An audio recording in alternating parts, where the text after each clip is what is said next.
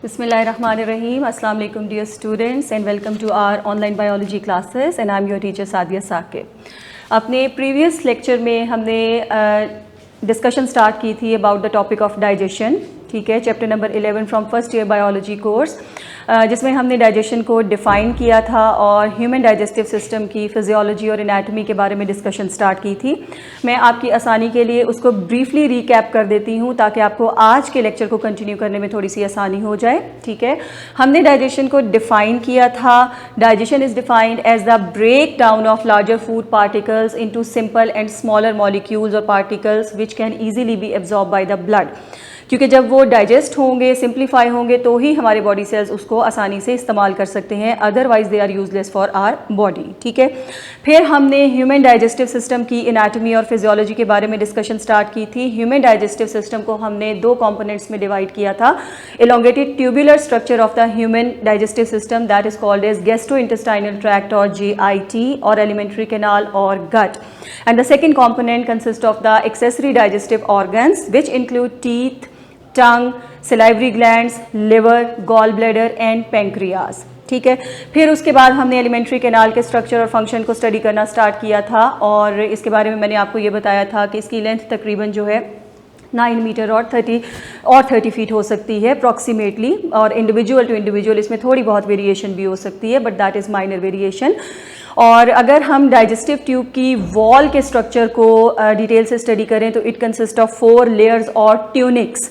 The outermost और uppermost is called as serosa. Serosa के नीचे जो सेकेंड लेयर है दैट इज कॉल्ड एज मस्क्यूलैरिस।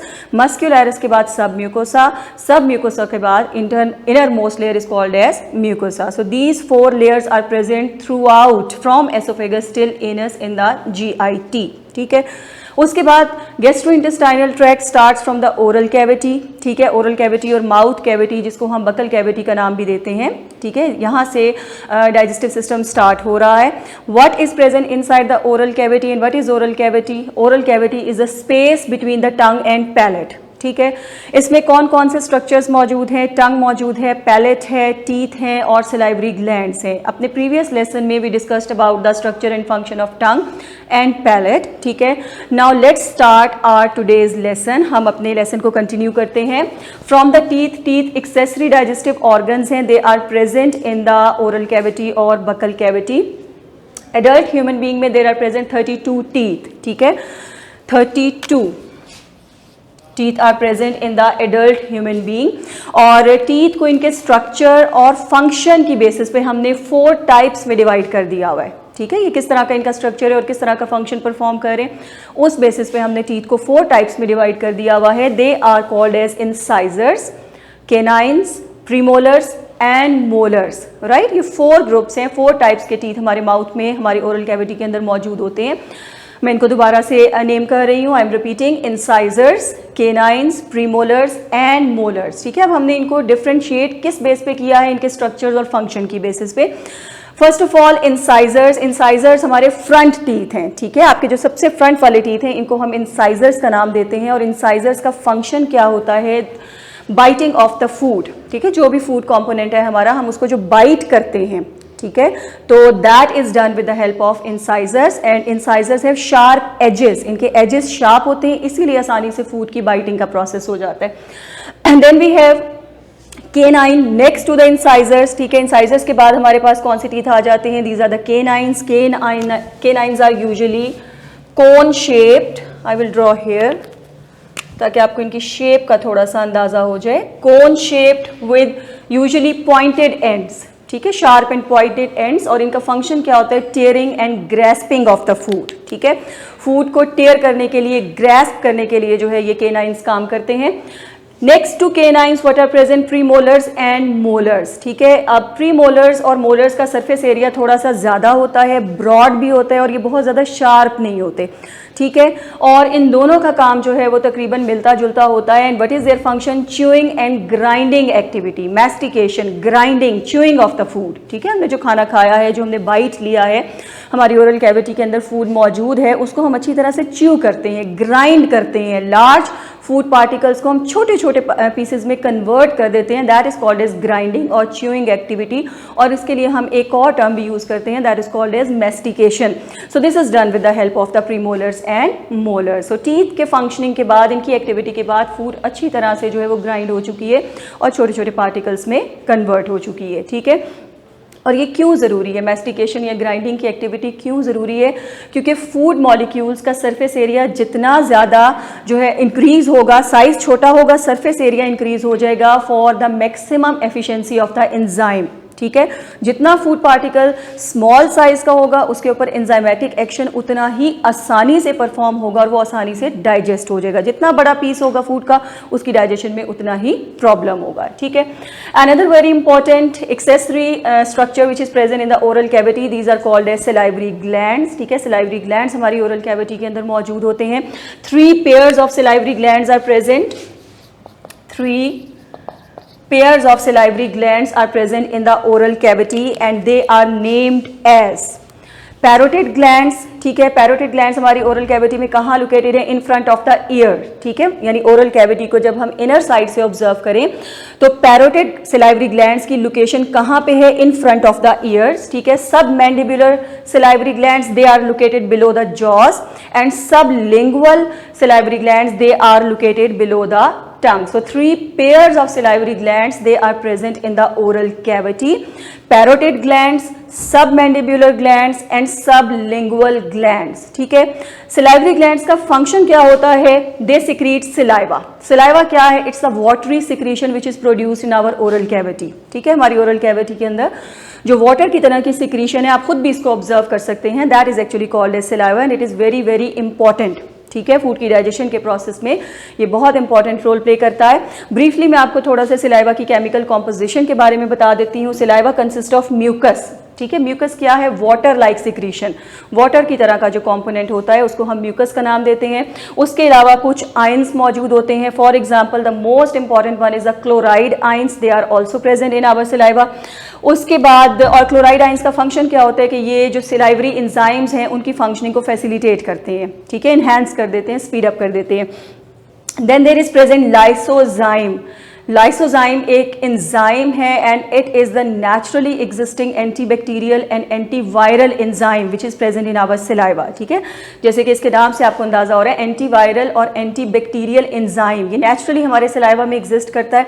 और जो भी फूड हमने कंज्यूम की है और उसमें अगर कोई माइक्रोब्स हमारे ओरल कैविटी के अंदर चले गए हैं, बैक्टीरिया चला गया है, वायरस चला गया है, तो सिलाइवा के अंदर मौजूद ये एंजाइम लाइसोजाइम ये उसको डिटेक्ट करता है और उनको डिस्ट्रॉय कर देता है ताकि वो इनर ऑर्गन्स में मूव ना कर सकें और इन्फेक्शन ना कॉज कर सकें, ठीक है।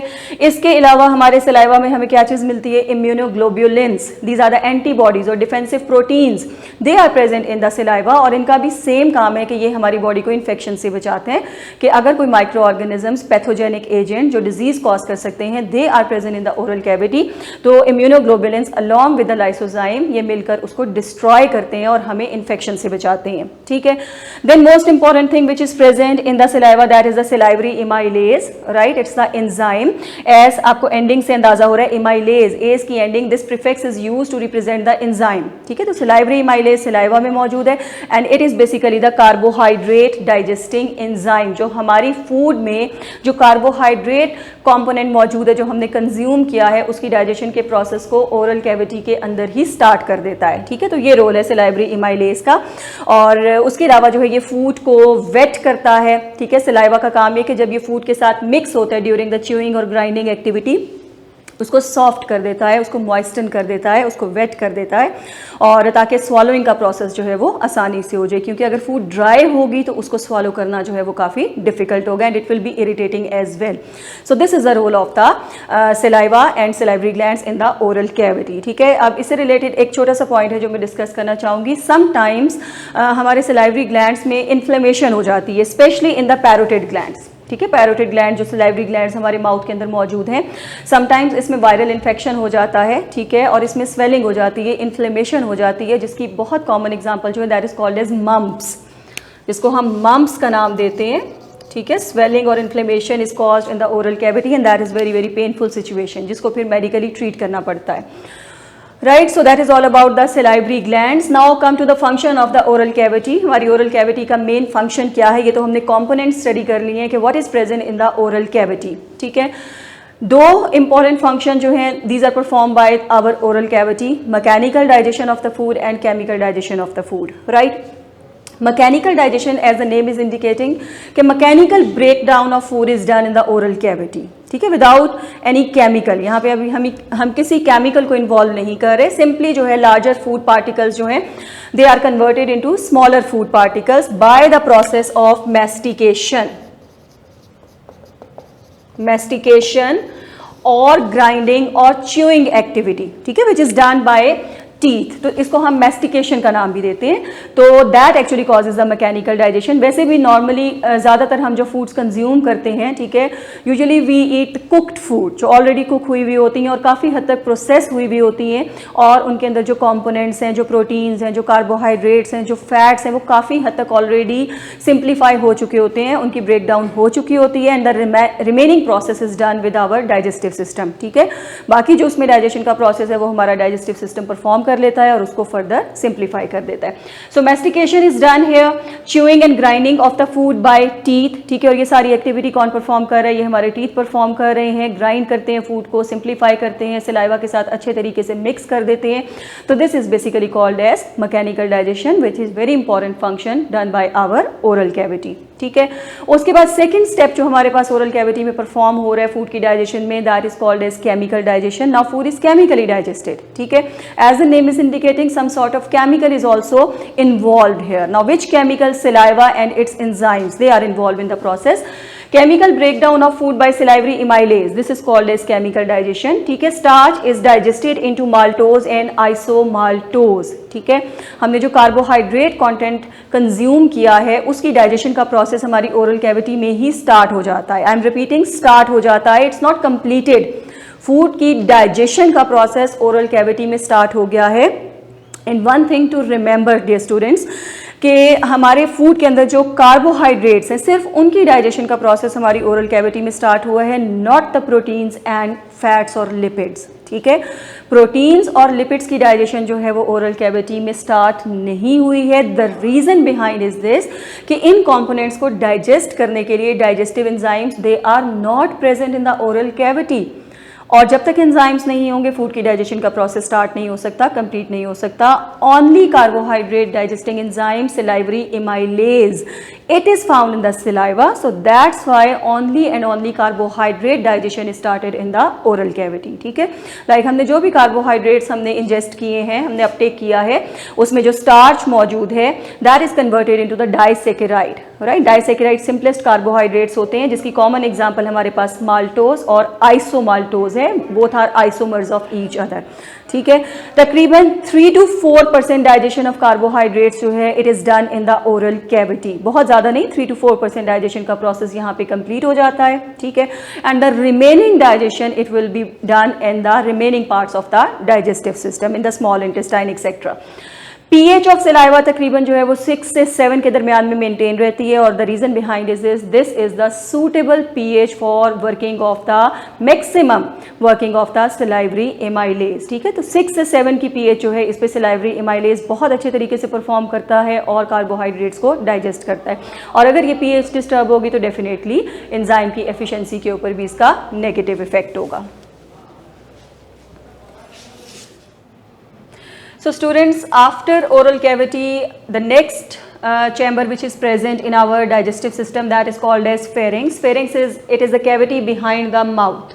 ठीक है, जहाँ पे ओरल कैविटी एंड होता है, तो ओरल कैविटी से नेक्स्ट पार्ट जो हमारे जीआईटी का है that is called as pharynx. और फेरिंग्स के बारे में आपको मैं ये बताती चलूँ कि दिस इज द चैम्बर और this is the cavity which is shared by 2 systems of the human body. ठीक है, ये हमारे 2 सिस्टम्स के साथ कम्युनिकेट कर रहा है. एक तो रेस्पिरेटरी सिस्टम है and second one is the digestive system. ठीक है, ये उन दोनों के लिए कॉमन चैम्बर के तौर पे, कॉमन कैविटी के तौर पे एक्ट कर रहा है फेरिंग्स का एरिया.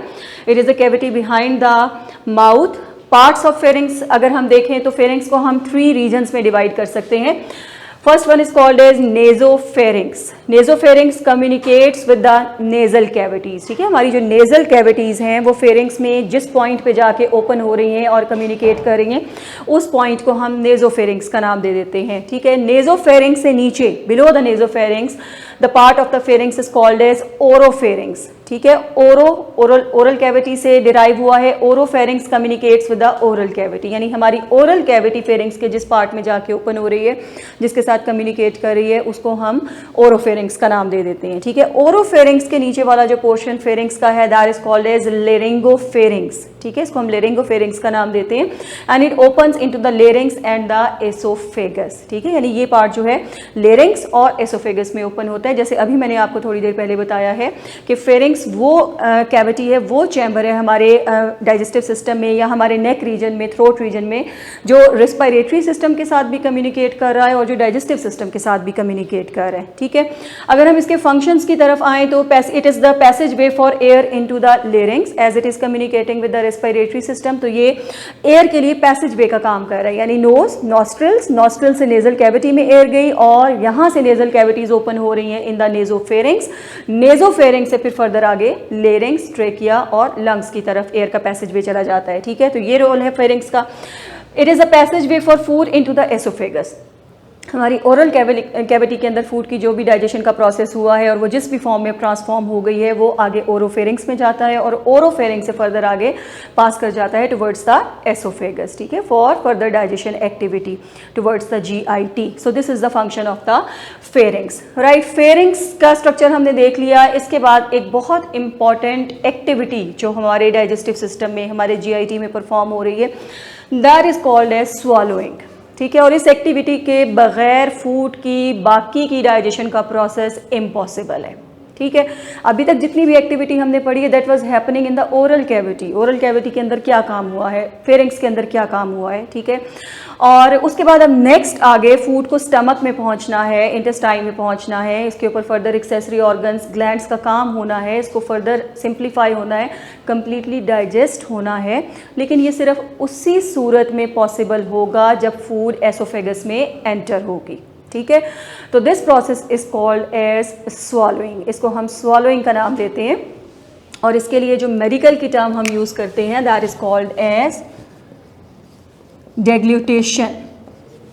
डेग्लूटेशन, ठीक है, ये मेडिकल टर्मिनोलॉजी है. हम स्वॉलोइंग के प्रोसेस को डेग्लूटेशन भी कहते हैं, लेकिन कॉमनली आम ज़बान में जब हम बात कर रहे होते हैं तो हम सिंपल स्वॉलोइंग का वर्ड यूज़ कर लेते हैं. ठीक है, अब बज़ाहिर अगर आप देखें, आप ऑब्जर्व करें, स्वॉलो, ठीक है, टू स्वॉलो समथिंग, बहुत एक सिंपल सी एक्टिविटी आपको नज़र आती है. ठीक है, आप हर वक्त इसको खुद भी ऑब्जर्व कर सकते हैं. लाइक सिंपली इस वक्त मैं कुछ नहीं खा रही, ठीक है, लेकिन मैंने अपनी ओरल कैविटी के अंदर मौजूद सलाइवा को स्वॉलो कर लिया है. ठीक है, जस्ट दिस हैपन्स और मैंने इसको स्वॉलो कर लिया. देखने में ये बहुत सिंपल एक्टिविटी नज़र आती है but it is not that much simple. इतना सिंपल है नहीं है. इसमें बहुत इंपॉर्टेंट एक्टिविटीज़ होती हैं. इंटरनल बहुत सारे स्ट्रक्चर्स जो हैं वो अपना रोल प्ले करते हैं और internally physiologically it's a very very complicated process. और अगर इसमें प्रॉब्लम अगर हो जाती है तो it can cause severe infections as well. ठीक है, उसके बारे में अभी हम बात भी करते हैं. Okay, so what happened to food in the oral cavity? Food is now transformed into a semi-solid ball-like structure which is called as bolus. ठीक है, हमारी ओरल कैविटी के अंदर टीथ की activity, grinding, chewing, mastication, mixing with saliva, ठीक है, ये सारी एक्टिविटीज़ जो हो रही थी, इसके बाद हमारे जो ओरल कैविटी में फूड मौजूद है, अब हमने उसको एक बोलस, उसके लिए एक टर्म यूज़ कर ली, उसको हमने बोलस का नाम दे दिया. And it's a semi solid structure.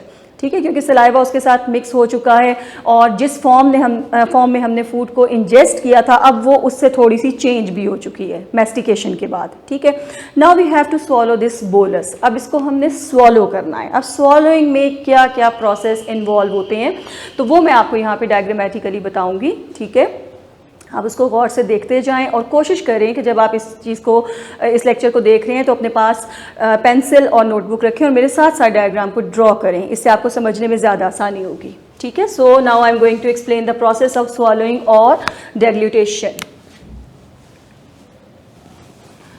So your spellings,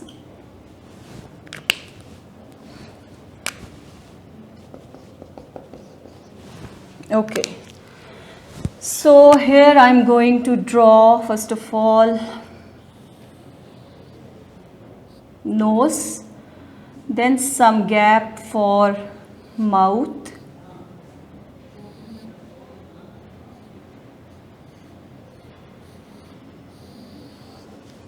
okay, so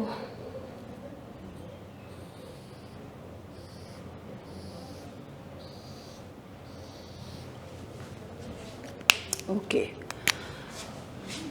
so this is nose, this is mouth, mouth opening, ठीक है। और यहाँ पे मैं आपको मेंशन करके दिखा देती हूँ टीथ, ताकि आपको थोड़ा सा साथ साथ सब स्ट्रक्चर्स के बारे में भी आइडिया मिलता जाए, ठीक है।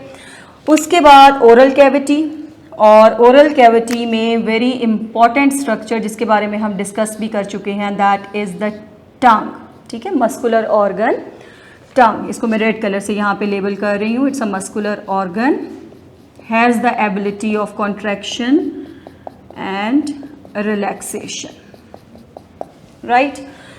Then roof of the oral cavity, previous lesson में मैंने आपको बताया था, that is called as palate, और इसको हम यहाँ पे इस तरह रिप्रेजेंट कर देते हैं। It has two parts, two reasons, दो रीजन्स में हमने इसको डिवाइड किया था। हार्ड पैलेट, ठीक है, यानी माउथ के फ़ौरन बाद जो पैलेट का हिस्सा आपको नज़र आता है, that is called as hard palate, सख्त होता है, राइट। और इसके बाद next part of the palate, it is called as soft palate, ठीक है। इसको हम थोड़ा सा इस तरह रिप्रेजेंट कर सकते हैं, and you can observe soft palate in your oral cavity as well. Just open your mouth in front of the mirror, ठीक है, तो आपको एक फ्लैप सा नज़र आता है अपनी ओरल कैविटी के अंदर, तो that is called as soft palate. और इसके लिए जो मेडिकल टर्म हम यूज़ करते हैं, दैट इज़ यूव्यूला और सॉफ्ट पैलेट, ठीक है। मैं साथ साथ लेबल कर देती हूँ ताकि आपको समझने में आसानी होती जाए। टंग, this is the hard palate,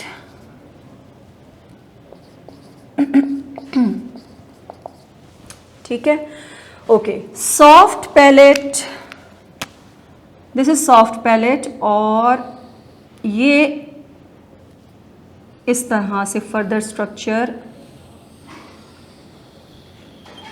you will see, and these are the nasal cavities. Means soft palate is also communicating with the nasal cavities, and this part is called as nasopharynx, ठीक है।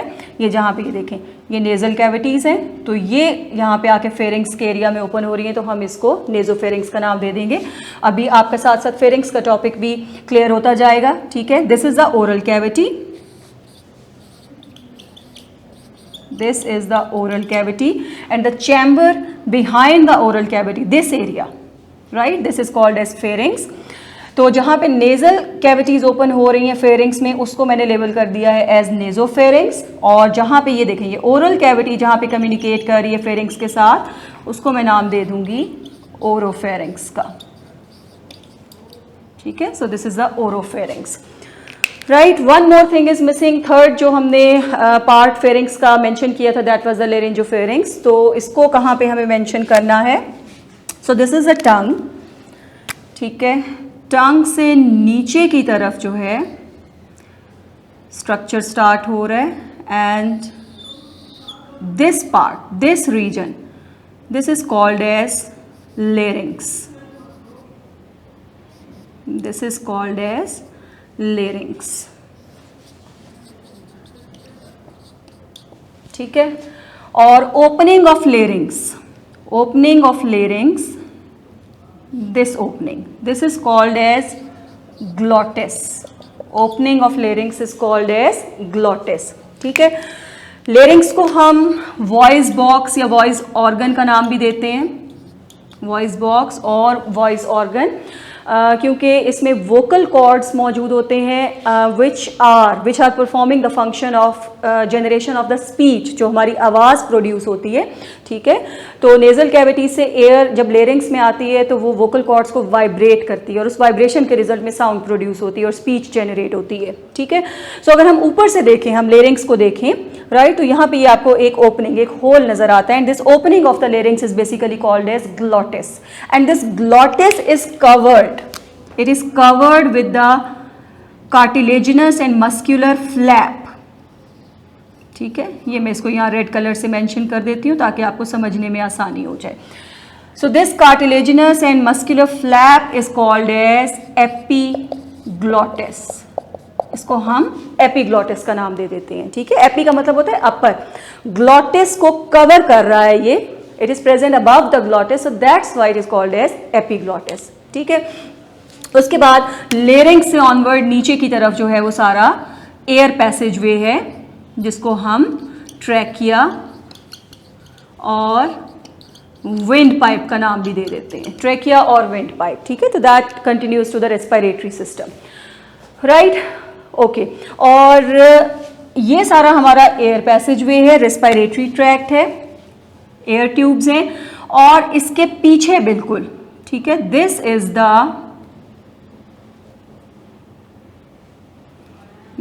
The oesophagus. This area, this tube, this is the esophagus. Now where I have to write, so I will write here क्योंकि वहाँ पे बहुत ज़्यादा लिखा हुआ है. I will erase here. So this is the esophagus. ठीक है, esophagus को हम food pipe का नाम भी देते हैं. It's a tube जिसको हम food pipe का नाम भी दे देते हैं. सो हमारे थोरेसिक रीजन में और हमारे थ्रोट एरिया में हमारा जो ट्रैकिया और एयर पैसेजवे है और प्लस एसोफेगस जो फूड पाइप है, ये दोनों साथ साथ होते हैं, पैरेलल होते हैं. ठीक है, लोकेशन इसकी मैं ज़रा आपको समझा दूं तो अगर देखें, अभी आप लोग मुझे फ्रंट व्यू से देख रहे हैं, मैं आपके सामने खड़ी हूँ, तो this is my ventral view. ठीक है, तो फ्रंट व्यू आपको नज़र आ रहा है. और मैं अगर अपने नेक रीजन को देखूँ, थ्रोट को देखूँ, तो इसमें just look at these two markers. ठीक है, तो इसमें जो सामने वाले आपको ट्यूब नजर आ रही है, दिस इज द ट्रैकिया. ठीक है, ये हमारा एयर पैसेज भी है जो आपको सामने नजर आ रहा है. और इसके पीछे जो आपको नजर आ रही है, ठीक है, इस मार्कर को आप कंसिडर कर लें, दिस इज द एसोफेगस. तो बिहाइंड ट्रैकिया और air tube oesophagus is located. ठीक है, तो this is the location of the two tubes in our neck region और इन आवर थोरेसिक रीजन. ठीक है, तो पहले जो है वो ट्रैकिया है या विंड पाइप है और उसके पीछे एसोफेगस आ जाता है. So this is the location. Right, so आपके सामने मैंने यहाँ पे सारे स्ट्रक्चर्स ड्रॉ कर दिए हैं. मैं इसको दोबारा ब्रीफली जो है वो बता देती हूँ ताकि आपको समझने में आसानी हो जाए. ठीक है, नोज के बाद mouth opens in the oral cavity. ठीक है, माउथ में आपको हार्ड पैलेट का एरिया नजर आ रहा है. फिर यहाँ पे ये जो मैंने रेड पोर्शन शो किया है, this is the soft palate. ठीक है, tongue is present here which is a muscular organ. ठीक है, फिर उसके बाद कैविटी और chamber behind the oral cavity is called as pharynx. ये जो एरिया आपको नजर आ रहा है, this is the area of the pharynx. इसको हम 3 रीजन्स में डिवाइड कर देते हैं.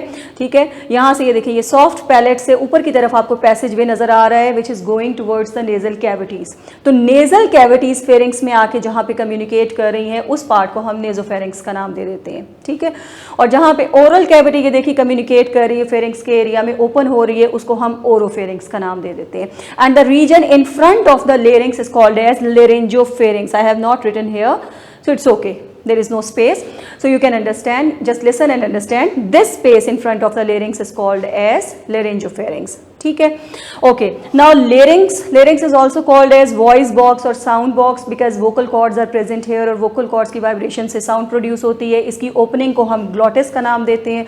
Glottis is covered with the cartilaginous and muscular structure which is called as epiglottis. ठीक है, फिजियोलॉजी को समझने से पहले आपको एनाटॉमी का पता होना बहुत ज़रूरी है. आप यहाँ पे इन सारे स्ट्रक्चर्स को देखें, इनकी लोकेशन को देखें, पोजीशन को देखें, फिर आपको क्लियर होगा कि हाउ स्वॉलोइंग और डेग्लूटेशन एक्टिविटी इज डन हियर. ठीक है, चलिए अब मैं आपको बताती हूँ कि फिजियोलॉजी क्या है स्वॉलोइंग की, हम फूड को कैसे स्वॉलो करते हैं. ठीक है, जैसे मैंने आपको बताया कि ओरल कैविटी के अंदर food is now called as bolus. एक सेमी सॉलिड मैस बन चुका है जिसको हमने बोलस का नाम दिया है, and we have to swallow the bolus. Right, okay. अब स्वॉलोइंग की एक्टिविटी स्टार्ट किस तरह से होती है. आपकी जो टंग है, ठीक है, tongue present in the oral cavity, it raises, right, it raises, ये ऊपर को उठती है, and it touch your hard palette.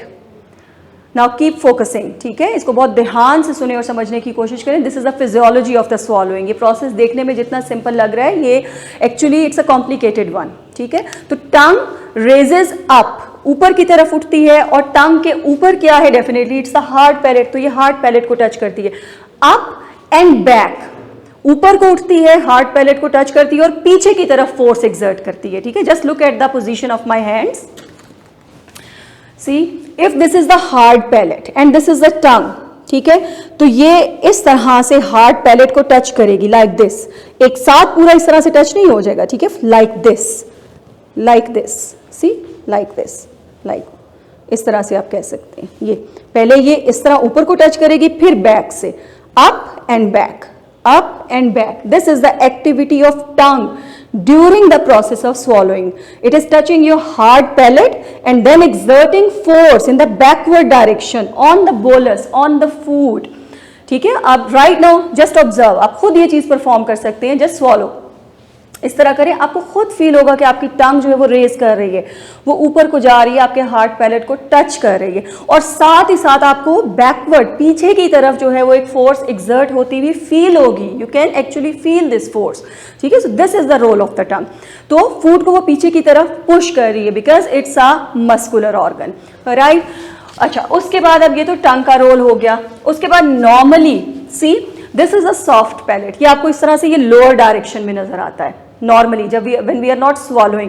तो ये flap you can observe easily inside your oral cavity in front of the mirror, तो ये आपको इस तरह नीचे की तरफ हैंग किया हुआ ये फ्लैप नजर आता है। But when we are swallowing, जब हम फूड को स्वॉलो करते हैं, ठीक है, तो ये फ्लैप, अब मैं इसको यहाँ पे शो तो नहीं कर सकती, मैं आपको इसकी पोजीशन मेंशन करके दिखा देती हूँ। ये पहले अगर इस तरह था, just look at the board, तो ये आप जो सॉफ्ट पैलेट है ये इस पोजीशन में आ जाएगा। ओके, आई एम रिपीटिंग, ये देखें ये डाउनवर्ड डायरेक्टेड है, तो लेकिन जब हम फूड को स्वॉलो करते हैं गर्ल्स, तो सॉरी स्टूडेंट्स, सो ये इसकी पोजीशन इस तरह से हो जाएगी, right, it will go upward, ये अपवर्ड डायरेक्शन में आएगा। Now what is the logic behind कि ये सॉफ्ट पैलेट अपवर्ड डायरेक्शन में क्यों जा रहा है? Because if you observe closely, अभी मैंने आपको बताया था कि it is also communicating with the nasal cavities, ये नेजल कैविटीज के साथ कम्युनिकेट कर रहा है, राइट। तो नेजल कैविटीज के रास्ते को ये यहां से ब्लॉक कर देता है because we don't want the food to go in our nasal cavities, that will be very very unpleasant, वो हमें बिल्कुल भी अच्छा फील नहीं होगा। हम नहीं चाहते कि फूड जो है वो स्वॉलोइंग के वक्त नेजल कैविटीज में चली जाए। So soft palate is actually blocking the way, passage way of food towards the nasal cavities, ठीक है। इधर से ये जो टंग है ये यहाँ पे ब्लॉक कर रही है passage way of food back to the oral cavity, because we don't want the food to come back again in the oral cavity। हम नहीं चाहते कि वो oral cavity में वापस आ जाए, हमें इसको फॉरवर्ड डायरेक्शन में पुश करना है, ठीक है। तो इस तरह से ये दो स्ट्रक्चर्स जो हैं, सॉफ्ट पैलेट जो है ये नेजल कैविटीज का रास्ता ब्लॉक कर देता है और टंग जो है ये ओरल कैविटी का रास्ता ब्लॉक कर देती है और फूड नेजल कैविटीज में और ओरल कैविटी में वापस नहीं आती।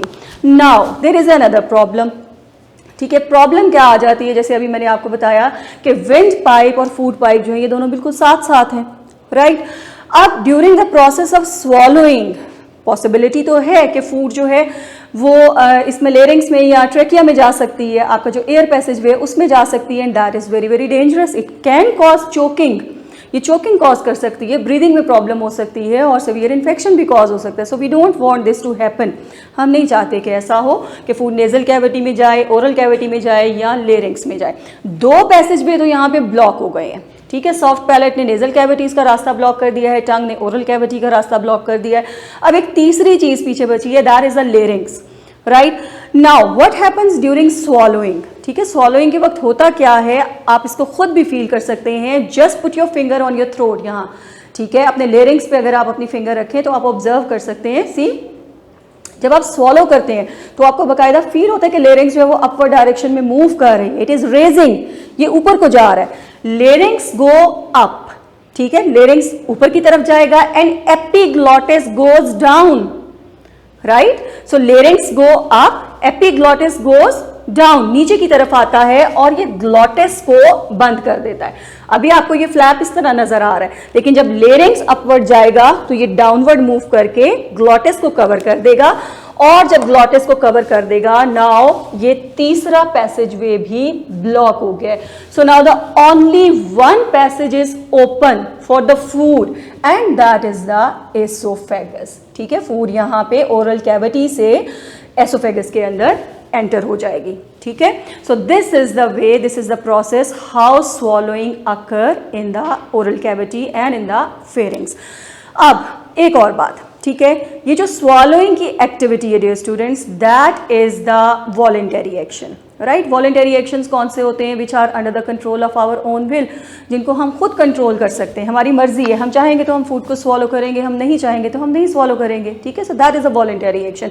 But once food has been swallowed, एक दफ़ा हमने स्वॉलोइंग की एक्टिविटी परफॉर्म कर ली है, फूड को स्वॉलो कर लिया है, then the rest becomes totally involuntary। अब हमारे अपने कंट्रोल में कुछ भी नहीं है। अब डाइजेस्टिव ट्रैक्ट के अंदर जो भी एक्टिविटीज होंगी they will be totally and totally involuntary, वो हमारे ऑटोनॉमिक नर्वस सिस्टम की वजह से होंगी, ठीक है।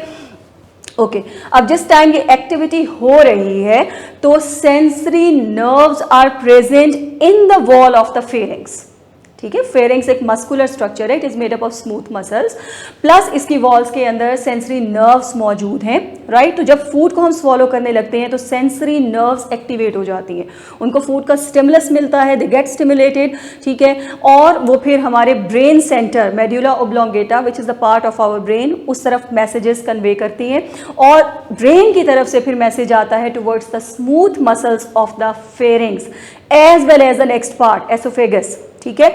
तो यहाँ पे जो मसल्स हैं दिस स्टार्ट कॉन्ट्रैक्टिंग, उनकी कॉन्ट्रैक्शन स्टार्ट हो जाती है, जो फूड को फॉरवर्ड डायरेक्शन में पुश करने में बहुत ज़्यादा हेल्पफुल होती है, ठीक है।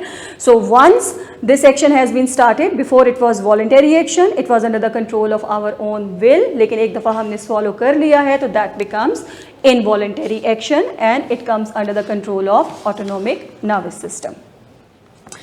सो डियर स्टूडेंट्स, आई होप कि आप लोगों ने आज के टॉपिक को बहुत अच्छी तरह से अंडरस्टैंड कर लिया होगा, ठीक है। और दैट्स ऑल फॉर टुडे। बाकी इंशाल्लाह हम नेक्स्ट लेसन में इसी को यहीं से कंटिन्यू करेंगे। And thank you for watching, take care everyone.